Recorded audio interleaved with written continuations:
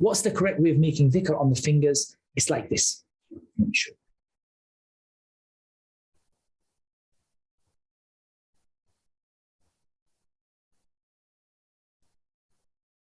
It's not like this. It's not like this. It's like this. Like this. Subhanallah, subhanallah, subhanallah. Subhanallah, subhanallah, subhanallah. Subhanallah, subhanallah, subhanallah. Subhanallah, subhanallah, subhanallah. Subhanallah, subhanallah, subhanallah. Then you can either open your fingers or you can open them one by one. Subhanallah, subhanallah, subhanallah, subhanallah, subhanallah, subhanallah. Subhanallah, subhanallah, subhanallah. Or you can just do it again, like that. Can we use digital counters or apps for dhikr? No. ما أنزل الله بها من سلطان.